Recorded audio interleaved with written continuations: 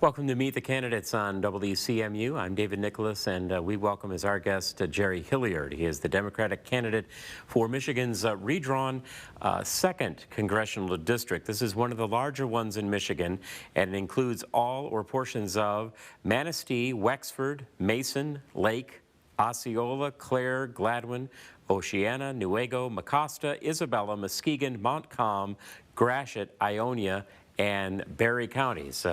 Large district to potentially represent. Jerry, thank you very much for taking the time to be with us. Yes, and there's actually one township in Ottawa County. Even more that's added on. Very good. Yeah. Thank you for the clarification. A little bit then in our first moment or so about you, your background, the experience you bring to the campaign. Well, I'm Jerry Hilliard, and I'm running for CD2. I ran for CD4 twice now. Each time I ran, I made progress, but it was a very gerrymandered district, and we never got over the top, but we did make progress. I have an MBA from the University of Michigan, Flint. I also have a master's from Central Michigan University and a bachelor's from Central Michigan University. I grew up in Harrison, Michigan. Right down up the street, I guess you'd say, from CMU. And I'm in this because I want to do good. It is a very large district, as we said, and there is some comparisons, some similarity in terms of the areas represented that was in the former 4th district that you had run for in campaigns past. So as you've revisited some of these areas, gone into the new areas of this now 2nd Congressional District, what are the voters telling you? What are you then identifying as the top 1, 2, or maybe 3 issues that rise to the top in terms of being key to this campaign? Well, what most people are talking about, of course, right now is Roe v. Wade. Has our constituents very concerned, that decision by the Supreme Court. Constituents are upset at the Supreme Court for going against the overwhelming desires of the citizens of the United States for women to have autonomy over their own bodies, by deciding to take away a constitutional right for the first time in history. Overall, the most top of the mind issue is the destruction of our environment, due mostly to our utilization of fossil fuels, recklessness, and this waste disposal of toxic chemicals, and Line 5. My constituents feel that the risks from keeping Line 5 open great outweigh the advantages, and that an alternative route would better serve and create jobs and protect our environment. If we look at those two, and I'll certainly give you time to address a third as well if you wish, but if we look first at the Dobbs decision and the Roe v. Wade, turning that back over to the states, does that stand as a singular concern, or does it also include what potential voters are telling you in terms of overall health care, specifically for women, or health care in general, where such a decision at this point and its potential impact, again, across all other aspects of women's health care or health care for everyone? Well, I think my constituents see the current Supreme Court and this decision as actual threat to our democracy. There's a lot of talk about changing around the Supreme Court. Personally, I think that we should not have lifetime appointments. That appointment should be 10 years and a review by Congress after 5 years, with the ability, if the people are happy with them, to be able to get unlimited number of reappointments, so they can still be there for the lifetime if they perform. And you know, Roe v. Wade for a lot of young people is a singular issue, because they really haven't paid that much attention before. And so, but for most people that, you know, older, which is most of our district is, you know, is aging. It's an aging district. Uh, Most of those people are, it's a major issue for them, but there's other issues too. Like this Citizens United decision that the Supreme Court made, which introduced dark money into our system. People are not happy about that. And, Mitch McConnell held back Obama's appointment of Mr. Gorsuch or Mr. Garland. And then he rushed through Amy Coney Barrett, which was a double standard. So, it's more than just Roe v. Wade. That for a lot of people, that's a singular issue, but a lot of people are just totally unhappy with what's going on. The Constitution is of the people, by the people, for the people. And the Supreme Court hasn't been doing like that. To put it in short, they're acting like they were our rulers rather than our public servants. And so I think that those things like that have really gotten people fired up to vote. The environmental issues you touched on, the natural resources and zeroing in on Line 5.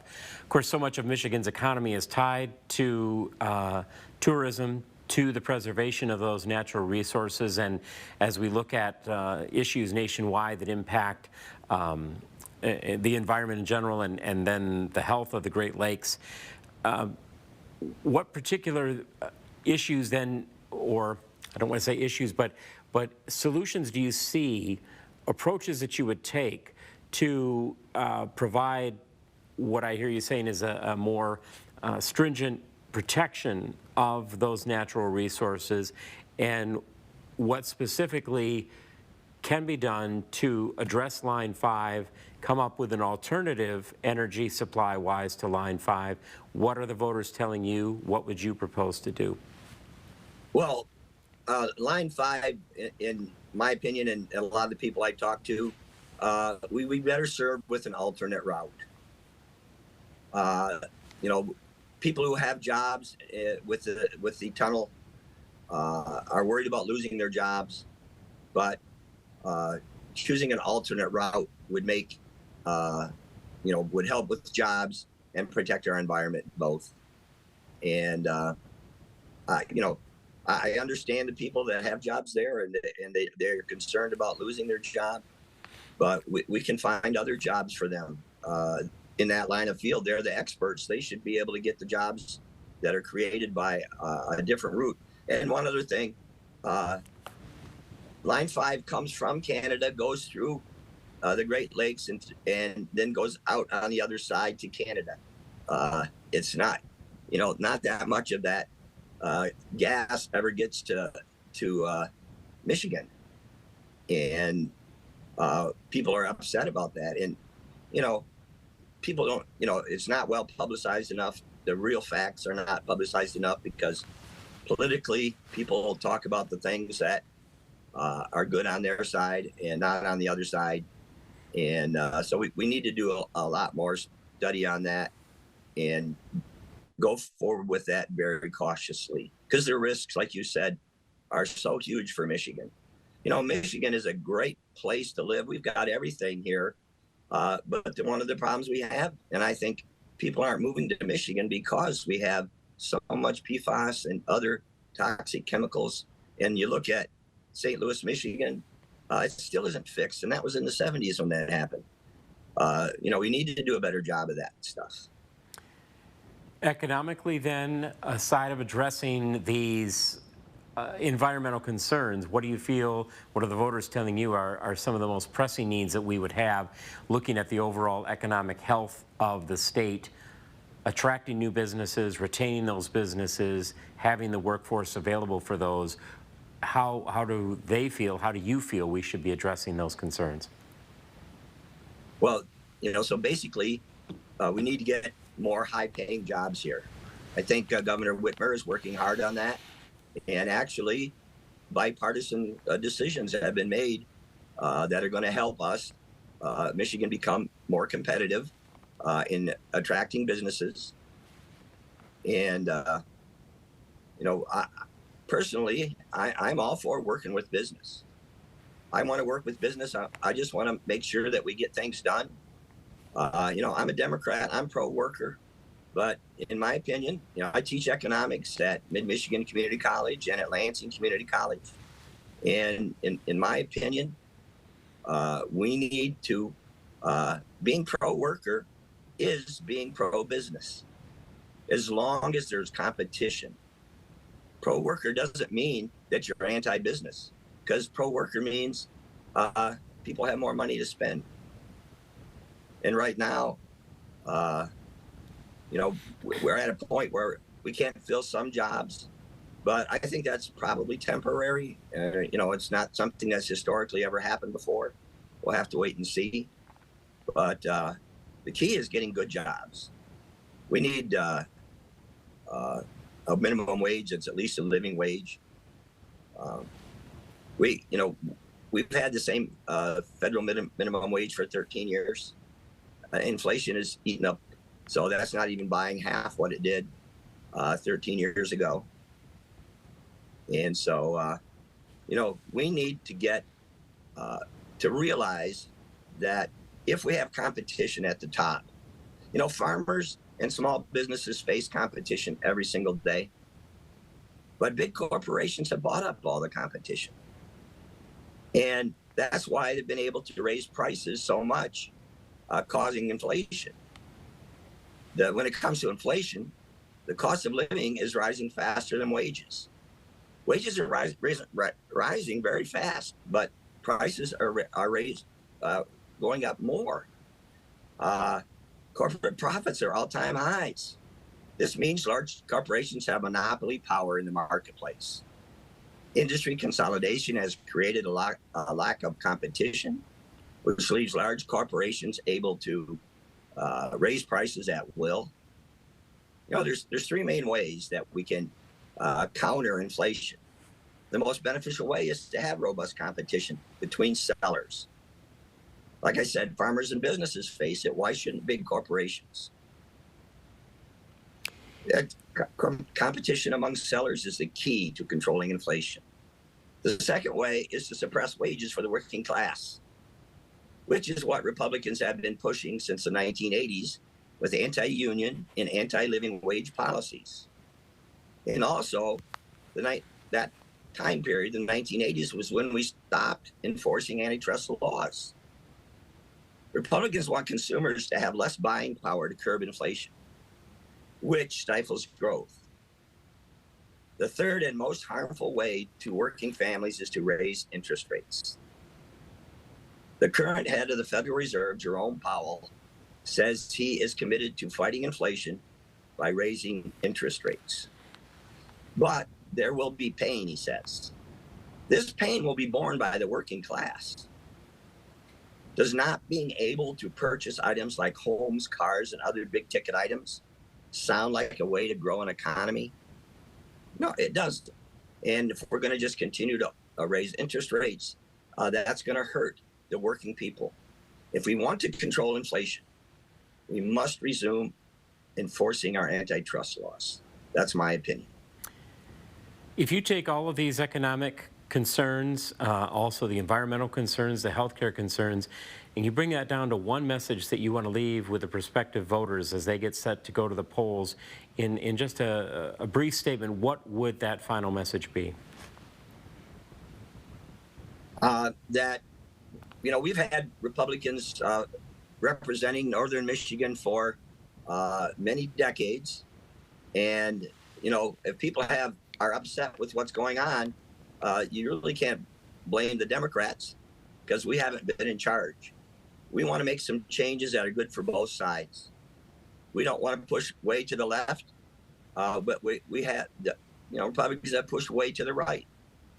We need something like stronger unions and higher minimum wage for a living wage to make Michigan a place where people want to work and have an opportunity to get ahead in life. I'm a baby boomer. The World War II generation, they call them the greatest generation. They set us up to win. But the baby boomers, unfortunately, have not set up following generations to win. When I went to college, you could work part-time and get your college degree. I owed $1,000 when I graduated from college. After it took me 6 years to get through. Today, you got to put what, 5 zeros behind that sometimes to get through college. And people say, "Well, I worked my way through." Yeah, what they didn't know was most of that cost was being paid by the state and federal governments, but they were giving it right to the educational institutions rather than giving it to people. And that was a key to the baby boomers creating more wealth than probably any group of people in the history of the world. If we go back to some of the things that the greatest generation did, we can do the same again. We can make it good for everybody. But without competition in the big corporations, they're just going to keep raising prices more than wages. And the only way you raise standard of living is to have wages go up faster than prices. We've had that before in the United States. That's how we got to be a high wage country, was by wages going up faster than prices. And we need to get back to that. It has literally been, other than a couple of brief moments in the Clinton administration, that long since the 80s, since wages went up more than prices. And we need, we've had 40 years of the opposite. We need a sustained period of time where wages are going up faster than prices. Well, we certainly appreciate your time speaking to the prospective voters in this large congressional district you hope to represent. Best of luck the rest of the way in the campaign, and thank you very much for joining us. Thank you. I appreciate it. We've been speaking with Jerry Hilliard, the Democratic candidate for Michigan's redrawn 2nd Congressional District. I'm David Nicholas, reminding you to go out and cast your vote on Tuesday, November 8th. All qualifying candidates were invited to participate in this series. Following the redraw of Michigan House, Michigan Senate, and congressional districts, check with local officials to make sure you are properly registered. Election Day is Tuesday, November 8th.